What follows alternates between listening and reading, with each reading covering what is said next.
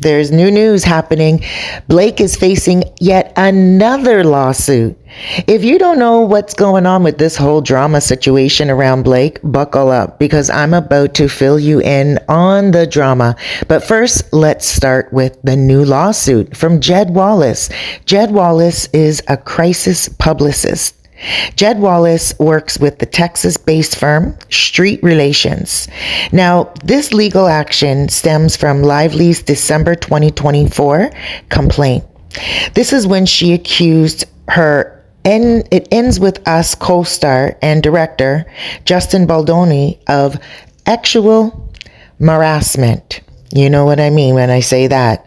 And I have to tell you, he clocked back at her and her husband, but I'm going to get more into that in a minute. First, let me tell you what a crisis publicist is, because you might be wondering, what is a crisis publicist?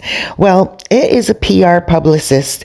It's a specialist, and it's a professional who manages and mitigates damage to a person's company reputation during a crisis.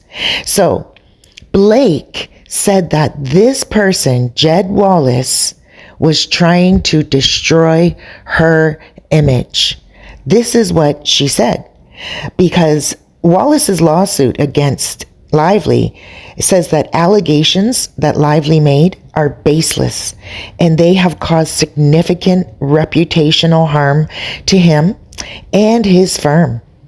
In response, Lively's legal team has labeled the lawsuit as a retaliatory publicity stunt. So what Wallace is saying is, look, she went all out and she is accusing Jed of astroturfing her. Now, astroturfing is just a new word for when it is a smear campaign. Now let's get into the smear campaign, because that is quite interesting in and of itself.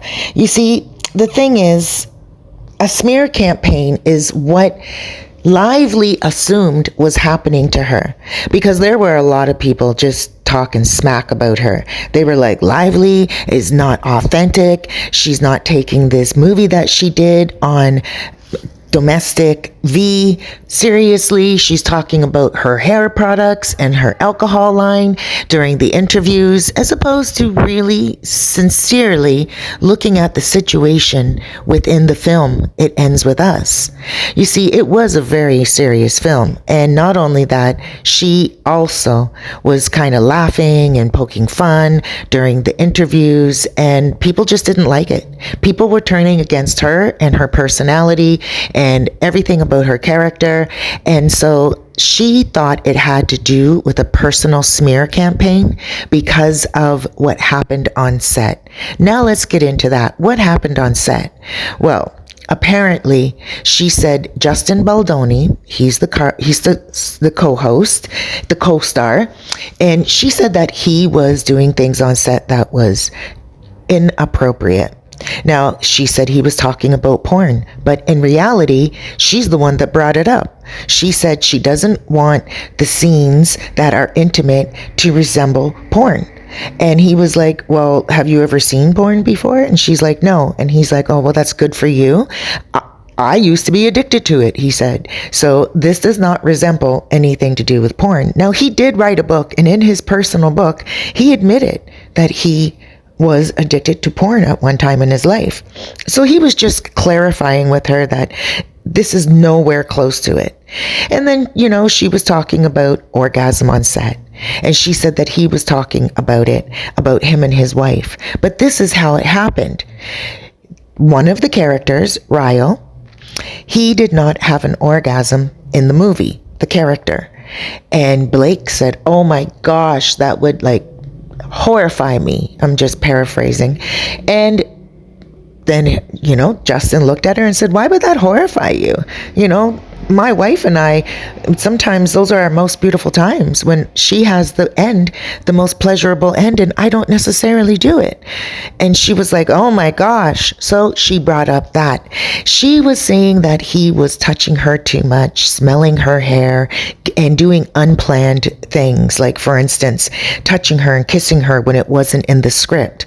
Now, if you're an actor or in the acting world or even in the music industry, you will know that sometimes it is the unscripted, candid parts that are improvised that make the most impact. And I think this is what was bothering her. Now, she tried to take control of the whole entire film, her and her husband, Ryan Reynolds.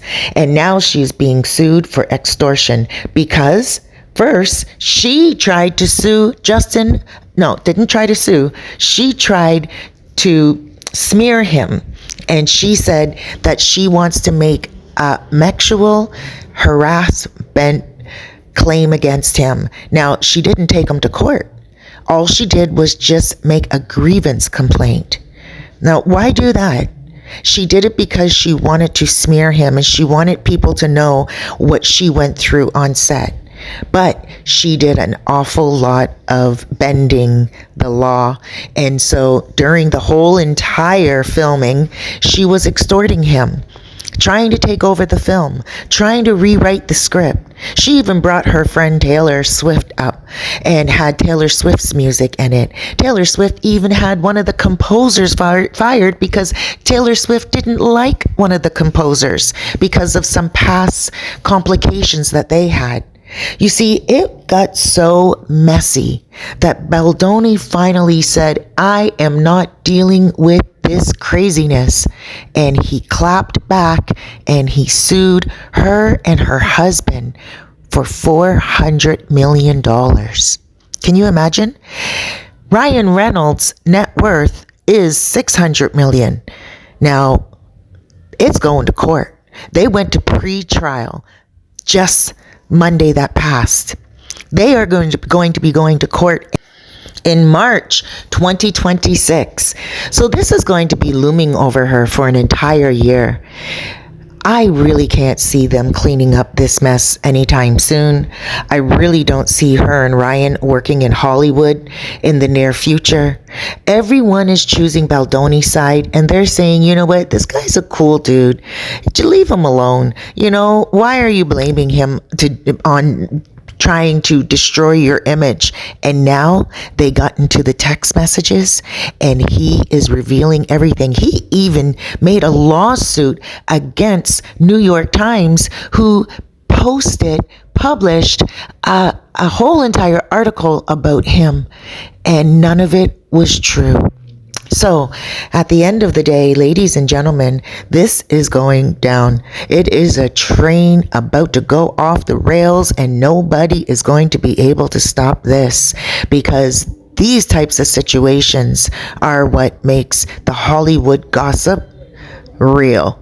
Oh my gosh. So when it's all said and done, you know, let me know what you think in the comments below. Let me know what you think about Jed Wallace now taking her to court, suing her for $7 million. I can honestly understand why he would want to do that, because that's his business. And for her to come out and blame him and say that he did a whole entire smear campaign against her and it was not true, there's a lot of assumptions going on. And she did a lot of finger pointing, and I really feel at the end of the day, it's not going to end well for her or her husband. But we'll have to wait a year from now. In the meantime, I do believe that she's probably going to settle out of court with Jed Wallace. It's $7 million. You know, they'll probably settle out of court for like $2 million. But then again, why would they do that? Why would they do that at all? If they do that, then that means they're admitting guilt. So I take that part back, actually, because I can't see these two with their big egos admitting any type of guilt anytime soon. But what's going to happen soon is a lot more of this back and forth. Baldoni released an entire website with a lot of information on it, and it is getting pretty shady out there. Oh, she tried to even put a gag order on him, but that won't be happening anytime soon either. Guys, I will keep you updated. Please go ahead and subscribe. Hit that thumbs up button. It lets me know that you enjoyed this video and that you enjoyed spending time with me.